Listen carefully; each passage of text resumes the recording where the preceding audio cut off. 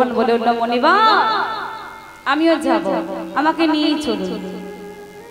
এবার যেই না যাবে,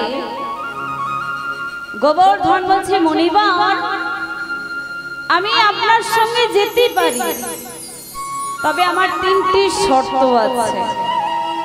যদি আপনি মেনে নেন তবেই আমি আপনার সঙ্গে যাব। বলে শর্ত? হ্যাঁ মনিবর। কি শর্ত? মনিবর আমার প্রথম শর্ত হলো, ওই যে আপনি তীর্থে যাবেন, আমিও কিন্তু যাব, আমি কিন্তু পায়ে হেঁটে যাব না। আমি পায়ে হেঁটে যাব না। বলে পায়ে হেঁটে যাবি না, তাহলে কেমন করে যাবে? মনিবর আমি কাঁধে করে যাব। আমি কাঁধে করে যাব। বলে কাঁধে করে যাবে? হ্যাঁ মনিবর। বলুন যদি মেনে নেন তবেই যাব, না হলে যাব না। বলে ঠিক আছে, তুই তো কৃষ্ণ ভক্ত, কৃষ্ণ নাম করিস, ঠিক আছে চল চল, তোকে কাঁধে করেই নিয়ে যাব। এইবার তোর দ্বিতীয় শর্তের কথা বল। মনিবর আমার দ্বিতীয় শর্ত হলো, ওই যে আপনি আমাকে কাঁধে করে নিয়ে যাবেন, আমি কিন্তু মানব দেহ নিয়ে যাব না। আমি মানব দেহ নিয়ে যাব না। বলি মানব দেহ নিয়ে যাবি না তো কেমন করে যাবে? মনিবর আমি একটা পর্বতের রূপ নিয়ে যাব।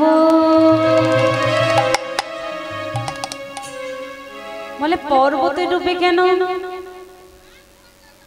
গোবর্ধন বলে, মনিবর দেখবেন আমরা যখনই এই মানব দেহ নিয়ে তীর্থে যাই, আমাদের মনের মধ্যে একটা কামনা বাস করে, একটা বাসনা বাস করে। দেখবেন মা প্রত্যেকেরই করে, যখনই এই মানব দেহ নিয়ে তীর্থে যায় মনে হয় না যে বাড়ির জন্য কি নিয়ে যাব, ছেলের জন্য চাদর, মেয়ের জন্য কাপড়,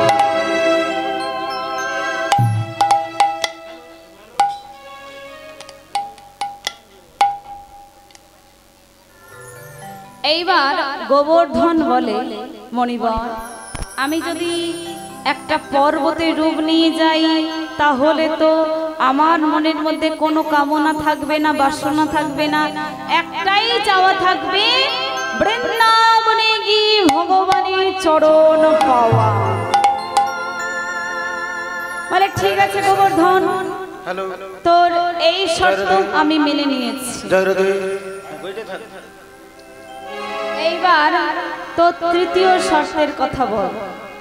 মনিবর আমার তৃতীয় শর্ত হলো, ওই যে আপনি আমাকে কাঁধে করে নিয়ে যাবেন, নিয়ে যেতে যেতে যে জায়গায় আমাকে একবার নামিয়ে রাখবেন, সেই জায়গা হতে আমি আর ঘরে ফিরে যাব। বলুন মেনে নেবেন তবেই আমি আপনার সঙ্গে যাব। এইবার মনিবর মনে মনে ভাবছি যে এ জগতে সবকিছু পাওয়া যায়, কিন্তু কৃষ্ণ ভক্ত পাওয়া যায় না। শোন গোবর্ধন, আমি তোর সকল শর্ত মেনে নিয়েছি, এইবার আমার কাঁধের উপর ওঠ। যেই না আমার কাঁধের উপর উঠবে, জেনে রাখবেন মা, এই জগতে যে জন কৃষ্ণ ভজে সে বড় চতুর, সে হয় বড় চতুর। এইবার কৃষ্ণ চরণ পাওয়ার জন্য গোবর্ধন একটি চতুরালি করল। কি চতুরালি? ধরে নিন মা, পর্বতের ওজন 60 কেজি। ওজন তো 60 কেজি হবে না, আরো অনেক মা বেশি হবে। আপনি মা এখন ধরুন যে পর্বতের ওজন 60 কেজি। এইবার গোবর্ধন 3টে ভাগ করেছে, 20 3টে ভাগ করেছে। 3টে ভাগ করে কৃষ্ণ নাম করে 2 ভাগ কমিয়ে নিয়েছে। তাহলে আর কত থাকে? কত থাকে? আর 1 ভাগ থাকে 20 কেজির একটা ছোট্ট পর্বত হয়েছে। এইবার মুনিবরকে বলছে, মুনিবর এইবার আমাকে নিয়ে চলুন। এইবার মুনিবর বলছে, এইটুকু একটা ছোট্ট পর্বতকে নিয়ে যেতে হবে, ঠিক আছে তাই হোক। এই বলে মা তুলে নিয়েছে কাঁধে। ও মা, গয়া, কাশী, মথুরা, বৃন্দাবন 4 তীর্থ ভ্রমণ করব এই জায়গায় বসে বসে। কেমন করে নিয়ে চলছে মুনিবর গোবর্ধনকে? কাঁধে লইয়ে গোবর্ধন চিত্তে করে ভ্রমণ, কাঁধে লয়ে গোবর্ধন চিত্তে করিল ভ্রমণ, কাঁধে লয়ে গোবর্ধন চিত্তে করিল ভ্রমণ, কাঁধে লয়ে গোবর্ধন চিত্তে করিল ভ্রমণ। ও মা, 4 তীর্থ গয়া, কাশী, মথুরা, বৃন্দাবন 4 তীর্থ ভ্রমণ করব এই জায়গায় বসে বসে, তাই তো? কিন্তু মাগো, এই যে তালটা ধরেছে, এই তালে যদি যাই সারা রাত হয়ে যাবে, আবার সকাল হয়ে যাবে, যেতে পারবো না। তাহলে কি করব? একটু চালু তালে যাব, তবেই তো তাড়াতাড়ি পৌঁছাবো। তা মুনিবর এবার ছুটতে ছুটতে চলেছে গোবর্ধনকে নিয়ে। কেমন করে? গোবর্ধন লয়ে গিরি,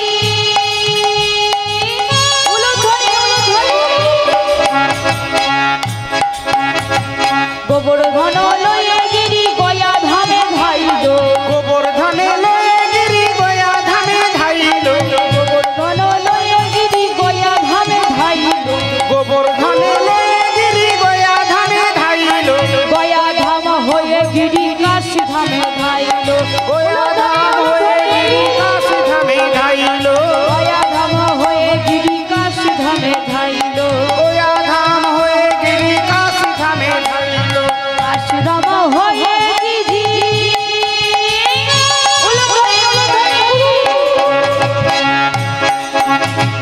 কাশী ধাম হয়ে গিরি মথুরাতে ধাইল, কাশী ধামে হয়ে গিরি মথুরাতে ধাইল, কাশী ধাম হয়ে গিরি মথুরাতে ধাইল, কাশী ধামে হয়ে গিরি মথুরাতে ধাইল, মথুরা হয়ে গিরি বৃন্দাবনে ধাইল, ওই মথুরায় মথুরায় হয়ে গিরি বৃন্দাবনে ধাইল, মথুরায় হয়ে গিরি বৃন্দাবনে ধাইল, বৃন্দাবনে এসে গিরি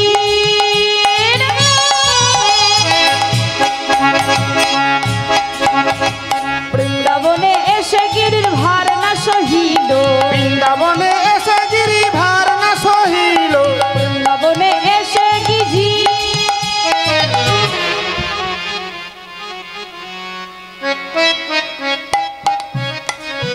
ওমা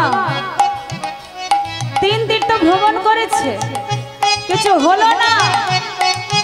যে বৃন্দাবনে চলে এসেছে, গিরির আর ভার সহ্য করতে পারলো না, একেবারে ফেলে দিয়েছে। ওই যে কথাই আছি, যেজন কৃষ্ণ ভজি সে বড় চতুর। এবার যেই না বৃন্দাবনে চলে এসেছে, গোবর্ধন মনে মনে ভাবছি, এই তো বৃন্দাবনে চলে এসেছি, এক কাজ করি, আমার দেহের যে পূর্ণ ওজন, ওজনটাকে চাপিয়ে দিই। ধরুন মা, মাথায় একটা 20 কেজি জিনিস নিয়ে যাচ্ছে, সেটা যদি মা অলৌকিক ভাবেই 40 হয়ে যায়, 60 হয়ে যায়, 80 হয়ে যায়, নিয়ে যেতে পারবেন? ফেলে দেবেন? এইবার দীর্ঘদিন পথ চলতে চলতে প্রতিশ্রুতির কথা ভুলে গেছে, ভুলে গিয়ে গোবর্ধনকে নামিয়ে রেখেছে। রাখি দিলা গোবর্ধনে করি পূর্ণম, ওই রাখি দিলা গোবর্ধনে করি পূর্ণম, রাখি দিলা গোবর্ধনে করি পূর্ণম, ওই রাখি দিলা গোবর্ধনে করি পূর্ণম, কাঁধে লয়ে গোবর্ধন এলো মধুর বৃন্দাবন, কাঁধে লয়ে গোবর্ধন এলো মধুর বৃন্দাবন, কাঁধে লয়ে গোবর্ধন এলো মধুর বৃন্দাবন, কাঁধে লয়ে গোবর্ধন এলো মধুর বৃন্দাবন। রাধা রানী কি জয়। শ্যাম সুন্দর কি, জয় মদন মোহন কি, জয় খারাপ লাগছে কি, জয় খারাপ লাগছে তো সবেতেই জয়। মায়েরা কি রেডি ছিলেন না? আরেকবার হবে, এবার ঠিক বলবো তো, সবাই মিলে একসঙ্গে।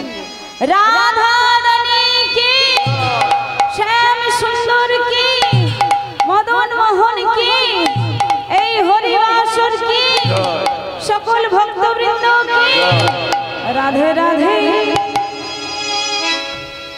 রাধে রাধে রাধে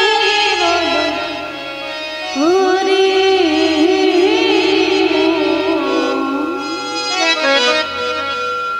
যদি যাবি মধুর বৃন্দাবন,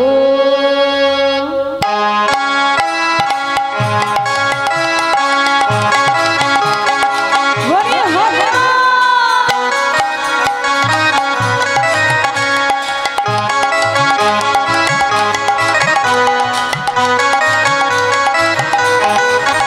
রাধে রাধে রাধে রাধে রাধে রাধে রাধে বলো তোরে মো, যদি যাবি মধুর বৃন্দাবন। রাধে রাধে বলো রে ওরে মো, যাবি যদি বৃন্দাবন। রাধা নামটি দুই অক্ষরে, নাম কত সুধা ঝরে। রাধা নামটি দুই অক্ষরে, নাম কত সুধাধার। রাধা নামটি দুই অক্ষরে, নাম কত সুধা ঝরে। রাধা নামটি দুই অক্ষরে, নাম কত সুধাধার। রাধে রাধে রাধে রাধে রাধে রাধে রাধে বলো জোরে গো, যদি যাবি মধুর বৃন্দাবন।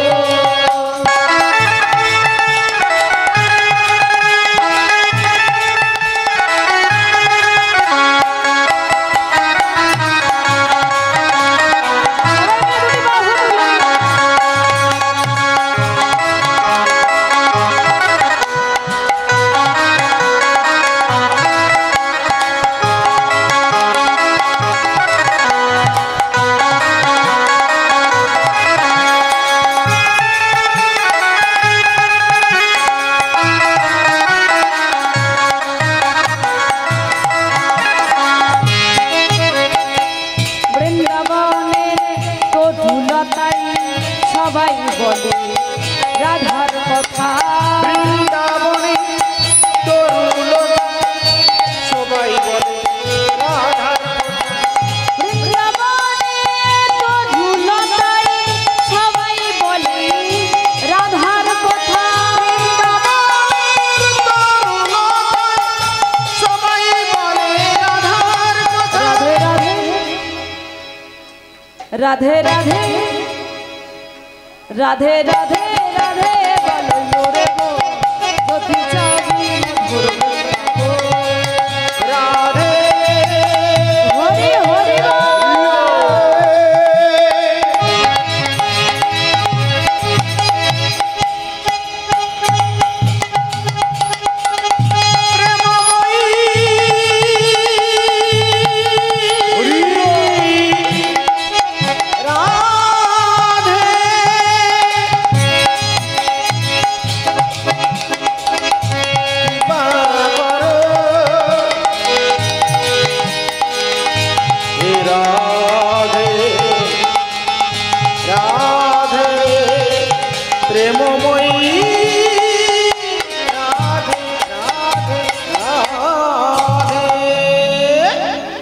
এইবার বৃন্দাবনে চলে এসেছে গোবর্ধন। গোবর্ধনের মনে আনন্দ, ভগবানকে দেখতে পাবে, ভগবান দর্শন দেবেন। আর এদিকে মনিবার ভাবছি দীর্ঘদিন তো পথ চলছি, তাই হয়তো শরীরের ক্ষমতা কমে গেছে, ওই জন্য আর গোবর্ধনকে নিয়ে যেতে পারছি না। ওই তো যমুনা দেখা যাচ্ছে, যাই।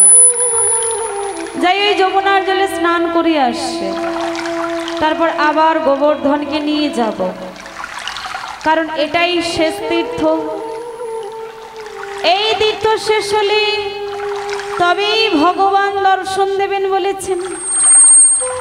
তা কি হয়েছে, যমুনার জলে স্নান করে তুলসী পত্র ভক্ষণ করে যেই না শরীরের ক্ষমতা ফিরে এসেছে, গোবর্ধনকে নিয়ে যাবে, এসে দেখছে আর গোবর্ধন নেই।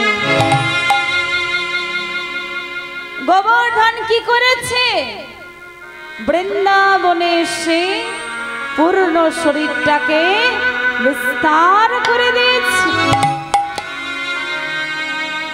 মুনিবার ভাবছি, তবে কি আমি ভুল জায়গায় এলাম? না না, একবার গোবর্ধনকে ডেকে দেখি কোথায় আছে আমার গোবর্ধন। গোবর্ধন, এই গোবর্ধন। পর্বতের ভেতর থেকে গোবর্ধন বলে উঠল, মুনিবার, আমি বলেছিলাম আমার তৃতীয় শর্তের কথা। কে গো মা, কি ছিল তৃতীয় শর্ত? যে জায়গায় আমাকে একবার নামিয়ে রাখবেন সেই জায়গা হতে আমি আর ঘরে ফিরে যাব না। যেই না বলেছে আর ঘরে ফিরে যাবে না, মুনিবার পুলস্থর আগে ক্রধান্বিত হয়ে গেলেন। আর ঘরে ফিরে যাবি না মানে তোর জন্য আমার কৃষ্ণচরণ পাওয়া হলো না। শোন গোবর্ধন, এই মুহূর্তে তোকে অভিশাপ দিচ্ছি, ওই কৃষ্ণচরণ পাওয়ার আগেই তোর দেহ ক্ষয়ে বিদীর্ণ হয়ে যাবে। মুনিবার,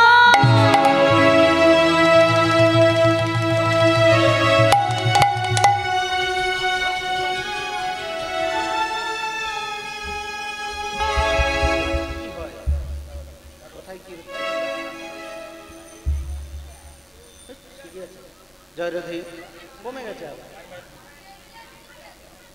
জয়রথী জয়রথী জয়রথী জয়রথী সব। যেই না মুনিবার বলছে দেহ ক্ষয়ে বিদীর্ণ হয়ে যাবে, গোবর্ধন বলল, মুনিবার, এই অভিশাপ আপনি দেবেন না। মুনিবার, মুনিবার, মুনিবার, আমার দেহ যদি ক্ষয়ে বিদীর্ণ হয়ে যায় তাহলে যে মুনিবার ত্রেতা যুগ শেষ হয়ে যাবে, দাপর যুগ আসতে বিলম্ব হবে। আর ওই দাপর যুগে আমার রাধা গোবিন্দ মিলন ক্ষেত্র খুঁজে পাবে না। মুনিবার, মুনিবার, এই অভিশাপ আপনি ফিরিয়ে নিন। মুনিবার, এই অভিশাপ আপনি দেবেন না।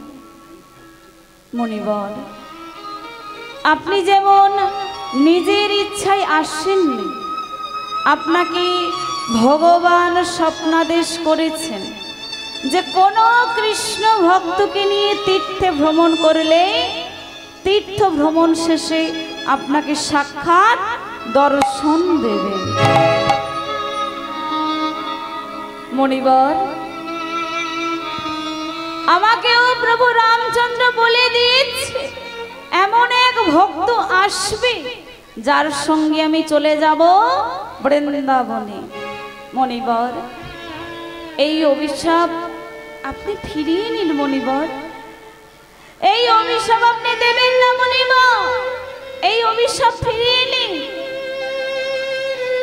মুনিবার মনে মনে ভাবছি যে আমার প্রভু আমাকে দিয়ে এত বড় একটা কর্ম করালেন।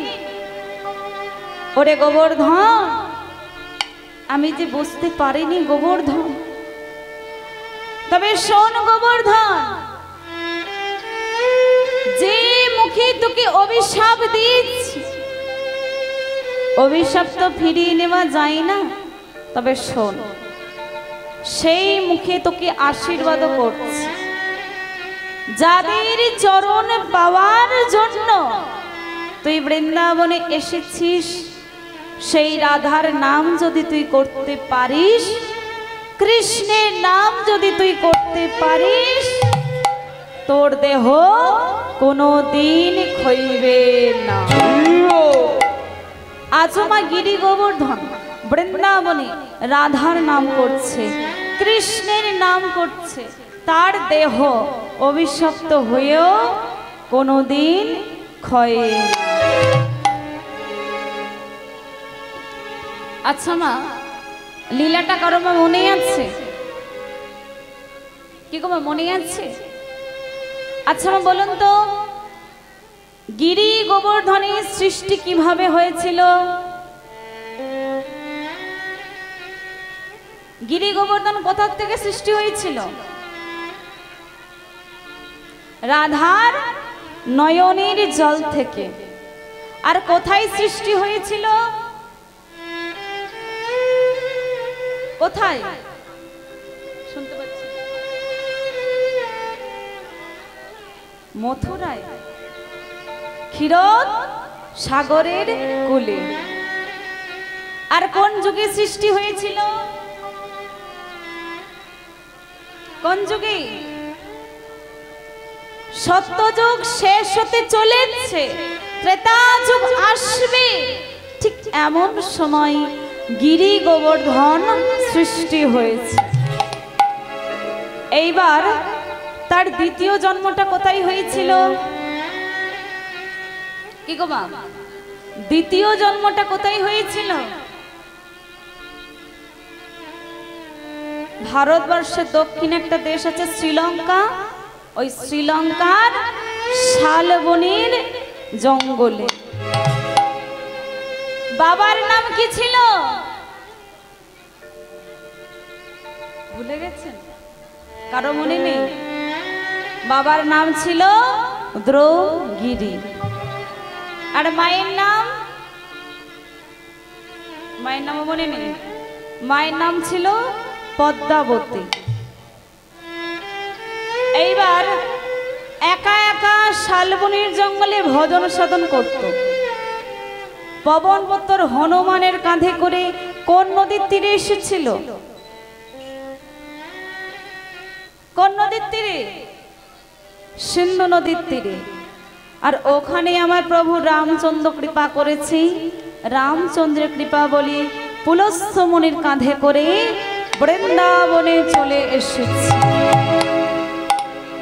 আর বৃন্দাবনে এসে এখনো গিরি গোবর্ধন রাধার নাম করছি, কৃষ্ণের নাম করছি, তার দেহ অভিশপ্ত হয়েও কোনোদিন ক্ষয় না।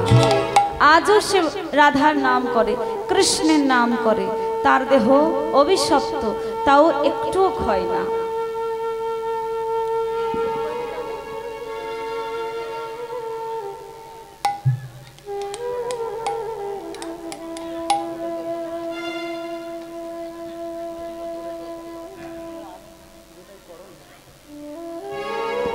এইবার আমরা জানবো যে আমরা সবাই দেখেছি যে ভগবান শ্রীকৃষ্ণ তার বাম হাতের কনিষ্ঠা আঙুলের ওপর গিরি গোবর্ধন ধারণ করেছিলেন।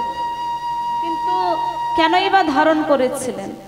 কেনই বা এত বড় একটা পর্বত ভগবান শ্রীকৃষ্ণের বাম হাতের কনিষ্ঠা আঙুলের ওপর উঠে এসে বসেছিল? দেখুন মা, ভগবান এ জগতে সবকিছু সহ্য করতে পারলেও কোন ভক্তের অহংকার তিনি সহ্য করতে পারেন না। ঠিক তেমনি বৃন্দাবনে এমন এক দেবতা ছিল, মাথায় স্বর্ণ মুকুট পরে থাকতো, কিন্তু মনের মধ্যে ছিল তার অহংকার। কে সেই দেবতা? দেবরাজ ইন্দ্র। এইবার ভগবান বৃন্দাবনে আসার অনেক আগে থেকে গোবর্ধন বৃন্দাবনে চলে এসেছে। এইবার কৃষ্ণ মনে মনে ভাবছি যে আমি আসার এত আগে গোবর্ধন চলে এসেছে, কিন্তু কেউ জানে না যে ও আমার এত বড় ভক্ত। সবাই জানে ও একটা পর্বত, ওর কাছে সবাই যায়, গাভী বৎস বাঁধে, কিন্তু কেউ জানে না যে ও আমার এত বড় একটা পর্বত। এটা সবাইকে জানাতে হবে। কি করে জানাবো? না, কালকেই আছে দেবরাজেন্দ্রের পূজা। আমি দেবরাজেন্দ্রের পূজা বন্ধ করে সবাইকে দিয়ে গিরি গোবর্ধনের পূজা করাবো। এইবার বাবা ভগবান যা মনে করেন তিনি করতে পারেন। তিনি যদি মনে করেন যে এই জায়গায় বৃষ্টি দেবে তাহলে দিতে পারেন, সে ক্ষমতা আছে। তাই কি হয়েছে, পরের দিন বাবার হাতটা ধরে পূজার কাছে গেল, এসে দেখছে চারিদিকে ব্রজবাসী বসে আছে, রাজা মহারাজ মুনি ঋষিরা বসে আছে। কেমন করে পূজা বন্ধ করব?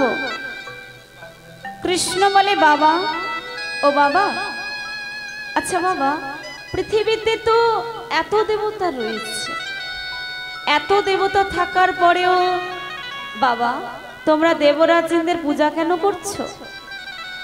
বলে, কেন করছি জানিস? এই দেবরাজেন্দ্র হলো মেঘের দেবতা। এই দেবরাজেন্দ্রের পূজা করলে পরিমাণ মতো বৃষ্টি দেয়, পরিমাণ মতো রোদ দেয়। আর এই বৃষ্টি আর রোদ পেয়ে শস্য শ্যামলা ভালো হয়।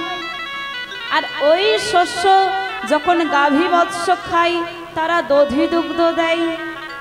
আর আমরা তো গোয়ালা, ওই দধি দুগ্ধ বিক্রি করে আমাদের সংসারটা চলে যায়।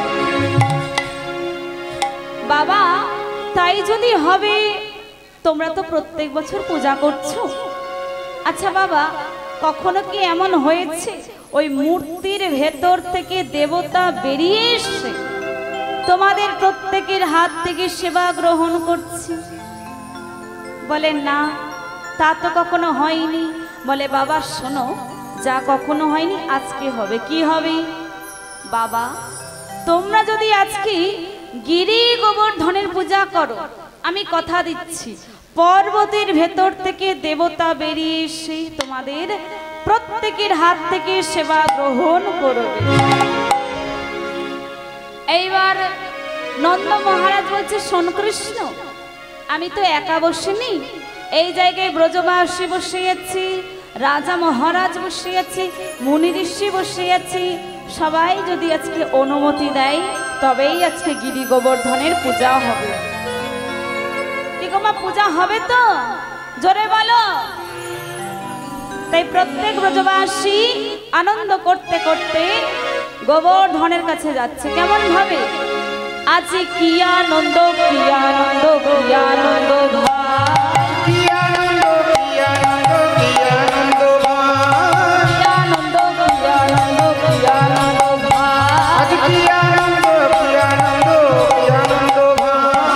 ইন্দ্র পূজা বন্ধ করে গোবর্ধনে যায়, ইন্দ্র পূজা বন্ধ করে গোবর্ধনে যায়, ইন্দ্র পূজা বন্ধ করে গোবর্ধনে যায়, ইন্দ্র পূজা বন্ধ করে গোবর্ধনে যায়। অন্যের পর্বত আছে হলো রাশি রাশি, অন্যের পর্বত আছে হলো রাশি রাশি, অন্যের পর্বত আছে হলো রাশি রাশি, অন্যের পর্বত আছে হলো রাশি রাশি। লুচি পুরি সন্দেশ আনে ব্রজবাসী, লুচি পুরি সন্দেশ আনে ব্রজবাসী, লুচি পুরি সন্দেশ আনে ব্রজবাসী, লুচি পুরি সন্দেশ আনে ব্রজবাসী।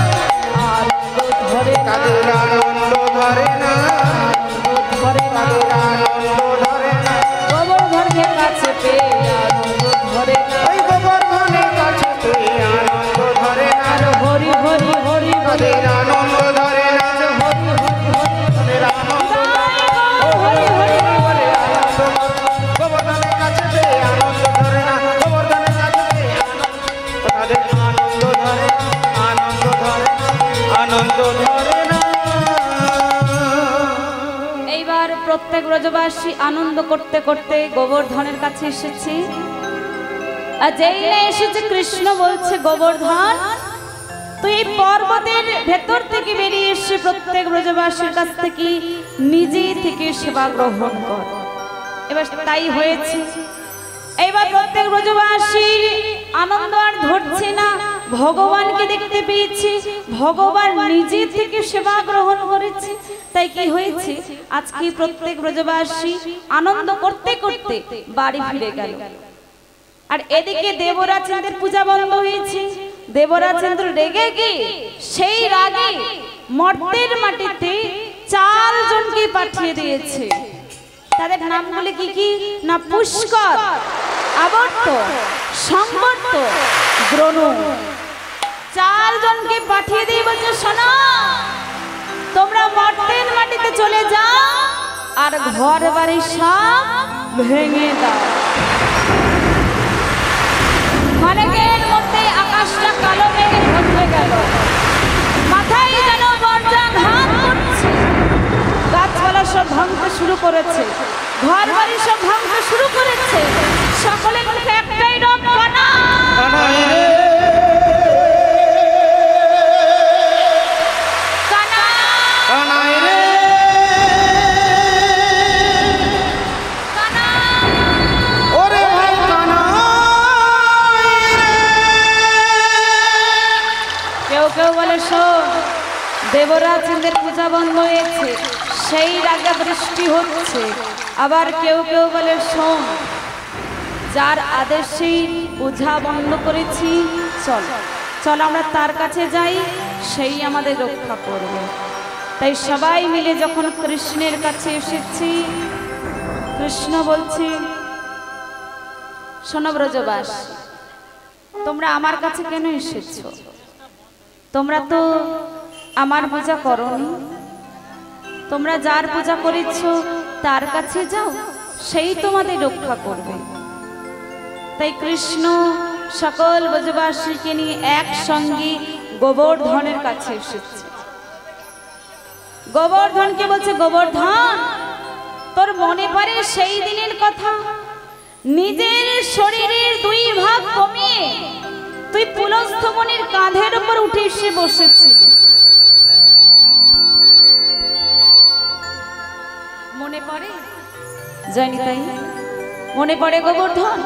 আজও তুই তাই কর, নিজের শরীরের 2 ভাগ কমিয়ে তুই আমার এই বাম হাতের কনিষ্ঠা আঙ্গুলের ওপর উঠে এসে বস।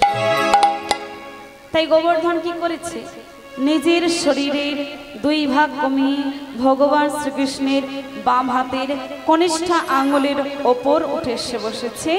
আর তার মাঝে গহ্বর সৃষ্টি হয়েছে। আর সেই গহ্বরে সকল ব্রজবাসী রক্ষা পেল দেখতে দেখতে। 1 দিন 2 দিন নয়, 7 দিন। 7 দিনে যখন কেটে গেল, দেবরাজেন্দ্র দেখলো ইয়ার অন্য কেউ নয়, এ হলো সত্যের সংকর্ষণ, ত্রেতার রাম, দাপরের মদন মোহন। নিজের ভুল বুঝতে পেরে যখন দেবরাজেন্দ্র কৃষ্ণের কাছে এসেছে, কৃষ্ণ বলছে, শোনো দেবরাজ, আমার কাছে কেন এসেছো?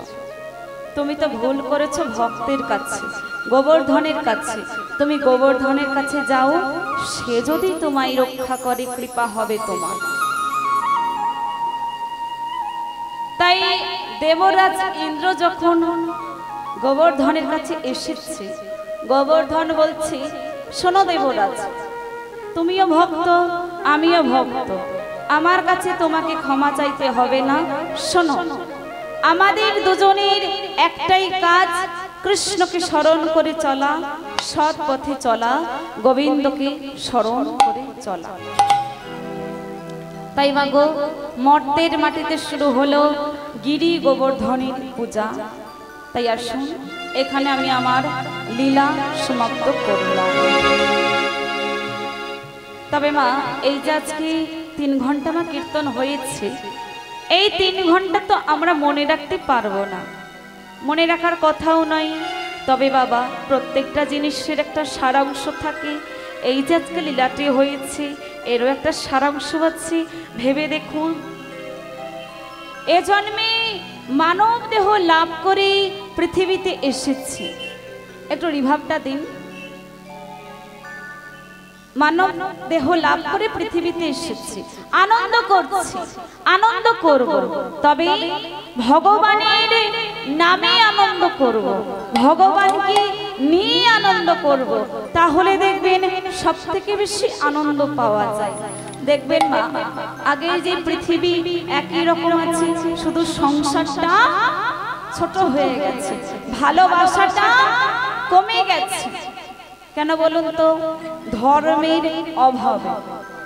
আর সেই ধর্মকে স্থাপন করার জন্য আজকে এত সুন্দর হরিনাম যজ্ঞের আয়োজন করা হয়েছে। তাই সবাই মিলে দুটি বাহু তুলে নিতাই